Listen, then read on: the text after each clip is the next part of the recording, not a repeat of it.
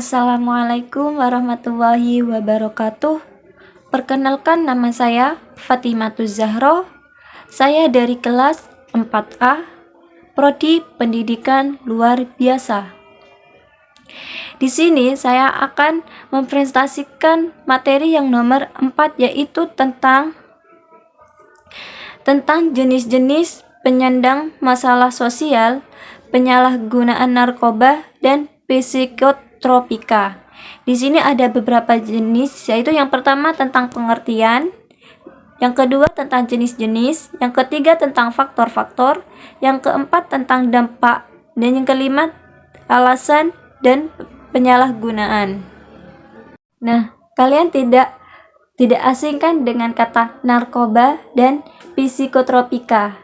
Nah, di sini penyalahgunaan narkoba dan psikotropika adalah penggunaan narkoba yang bukan untuk tujuan pengobatan, tetapi agar dapat menikmati pengaruhnya dalam jumlah berlebihan, secara kurang lebih teratur, berlangsung cukup lama, sehingga menyebabkan penggunaan kesehatan fisik, gangguan kesehatan jiwa, dan kehidupan sosialnya. Nah, penyalahgunaan narkoba dan psikotropika ini oleh remaja merupakan masalah sosial, masalah yang serius, karena penyalahgunaan narkoba dapat merusak masa depan remaja. Nah, berarti narkoba dan psikotropika ini sangat merusak untuk anak remaja. Nah, di sini ada beberapa menurut dari para ahli. Di sini ada menurut dari Soejono, ahli narkotika. Beliau menimuskan definisi narkotika sebagai berikut. Narkotika adalah bahan-bahan yang terutama mempunyai efek kerja pembiusan atau dapat menurunkan kesadaran. Di sini ada juga dari Undang-Undang Nomor 35 Tahun 2009 tentang narkotika dan narkoba, dan juga menurut Undang-Undang Nomor 5 Tahun 1997 tentang psikotropika. Yang di sini menurut Undang-Undang Nomor 35 Tahun 2009, narkoba atau narkotika adalah zat yang berasal dari tanaman baik sintetik maupun semi-sintetik yang dapat menyebabkan penurunan atau perubahan kesadaran, hilangnya rasa, mengurangi sampai menghilang rasa nyeri, dan dapat menimbulkan ketergantungan. Dan menurut Undang-Undang Nomor 5 Tahun 1997, psikotropika adalah zat atau obat baik alami maupun sintetik atau bukan narkotika yang bersifat psikotif melalui pengarahan selektif pada susunan saraf pusat yang menyebabkan perubahan khas pada aktivitas mental dan tingkah laku.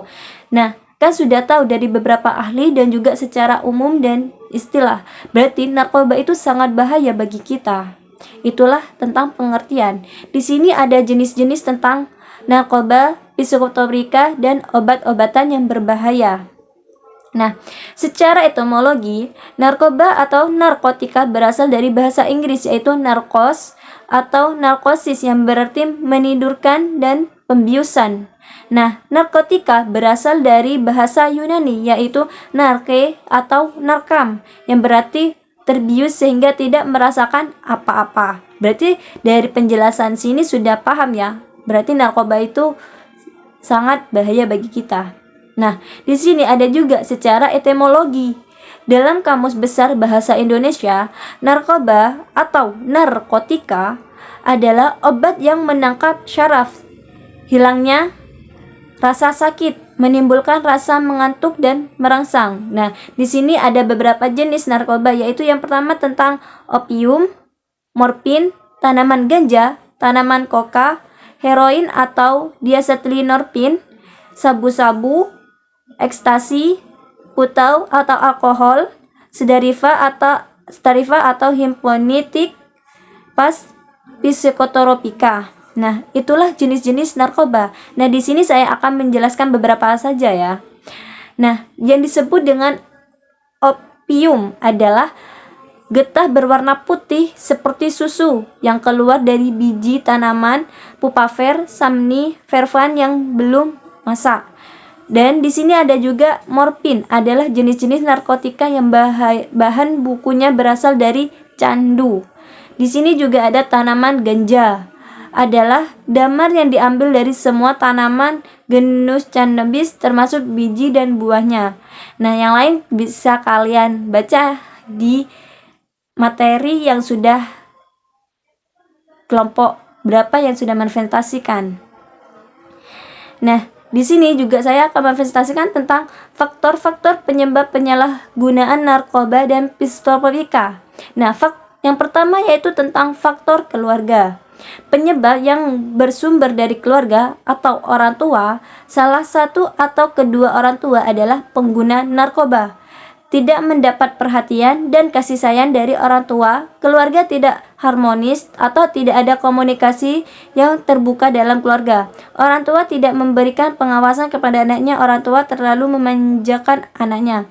Orang tua sibuk mencari uang atau mengejar karir sehingga perhatian kepada anaknya menjadi terabaikan. Nah, di sini jangan sampai anak kita terlibat dalam narkoba. Gara-gara kita mempunyai karir, mencari uang, kita melupakan anak kita. Jadinya anak kita itu akan bisa menenangkan diri kita itu dengan meminum narkoba. Tetapi keluarga tersebut, tapi saya akan menjelaskan lagi. Ada lagi, keluarga yang memiliki sejarah atau termasuk orang tua mengalami ketergantungan narkoba dan psikotropika. Keluarga dapat manajemen keluarga yang kacau, yang terlihat dari pelaksanaan aturan tidak konsisten yang dijalankan oleh ayah dan ibu, atau misalnya ayah bilang iya, ibu bilang tidak.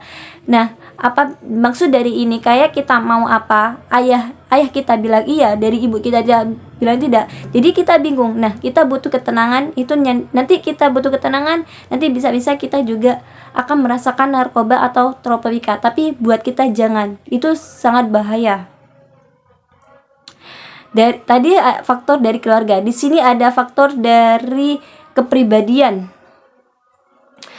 Remaja yang memiliki konsep diri yang negatif dan harga diri yang rendah biasanya terjebak pada penyalahgunaan narkoba dan psikotropika. Nah, maka dari itu kita kalau punya masalah tentang pacaran, tentang masalah keluarga, masalah apa sudah yang sepele atau yang besar, kita jangan sampai terbuang dengan mencoba-coba meminum narkoba. Soalnya kenapa? Narkoba itu kan sangat bahaya. Kita butuh ketenangan, nanti kita mencoba untuk minum narkoba. Tapi buat remaja jangan. Nah, sekarang dari faktor kelompok teman sebaya. Nah, di sini penyebab dari teman atau kelompok sebaya adanya satu atau beberapa teman kelompok yang menjadi pengguna narkoba, adanya anggota kelompok yang menjadi pengendara narkoba, adanya ajakan atau rayuan dari teman-teman kelompok untuk menggunakan narkoba, dan lain-lainnya. Nah, berarti kita jangan sampai kita nggak apa-apa mempunyai teman, tapi kita jangan ngikut sifat teman. Kalau sifat teman itu tergantung dari narkoba, kita jangan sampai mengikutinya. Nah, maka dari itu kita harus sangat menjaga diri kita sendiri. Itu dari faktor kelompok. Di sini ada juga dari faktor lingkungan masyarakat. Penyebab yang bersumber dari lingkungan masyarakat yaitu tidak acuh atau tidak peduli, longgarnya pengawasan sosial masyarakat, sulit mencari pekerjaan, penegakan hukum lemah, banyaknya pelanggaran hukum, kemiskinan dan pengangguran yang tinggi, dan lain-lainnya. Nah, maka dari itu kita masih remaja, maka dari itu kita jangan sampai untuk ingin mencoba-coba meminum narkoba. Nah, di sini ada dampak penyalahgunaan narkoba dan psikotropika. Adapun dampak atau efek dari penyalahgunaan narkoba dan psikotropika yaitu yang pertama yaitu dari fisik, psikis, ekonomis, sosiologis. Nah, kalau dari fisik, badan menjadi ketagihan, sistem syaraf jadi lemah atau rusak secara total. Kalau dari psikis, ketergantungan psikis, kemauan melemah atau musnah sama sekali. Kalau dari ekonomis, yaitu ganja dan bahan-bahan narkotika harganya sangat mahal, sedangkan untuk membutuhkan rutin diperlukan supli yang kontinu atau terus-menerus dan harus dipenuhi. Kalau dari sosiologis, bila para pecandu tidak berduit namun badan dan jiwanya terus-menerus ketagihan bahan narkotika, sedang minta uang kepada orang tua tidak diberi lagi atau harta milik sudah ludes bersih. Nah, maka dari itu kita jangan sampai mencoba narkoba atau psikotropika. Di sini kalian sudah tahu kan, yang sudah saya jelaskan tentang dampaknya. Nah, di sini ada alasan-alasan penyalahgunaan narkoba atau psikotropika. Alasan-alasan biasanya terjadi dalam penyalahgunaan narkoba dan psikotropika antara lain yang pertama yaitu keinginan tahu yang besar untuk mencoba tanpa sadar atau berpikir panjang mengenai akibatnya. Nah, itu alasannya. Kita semua punya pikiran yang banyak di dalam pikiran kita butuh ketenangan, maka kita ingin mencoba-coba meminum narkoba itu. Nah, yang kedua yaitu keinginan untuk bersenang-senang. Nah, kita kan bersenang-senang itu bukan hanya mau minum itu aja, bisa minum, bisa senang-senang sama teman, gitu kan. Yang ketiga yaitu keinginan untuk mengikuti tren atau gaya. Yang keempat, keinginan untuk diterima oleh lingkungan atau kelompok. Nah, maka dari itu, kita jadi remaja jangan sampai mengikuti atau meminum narkoba. Apabila dari awal hingga akhir keterangan saya ada kesalahan, kekurangan, kekeliruan, saya mohon maaf sebesar-besarnya. Wabillahi taufiq wal hidayah. Assalamualaikum warahmatullahi wabarakatuh.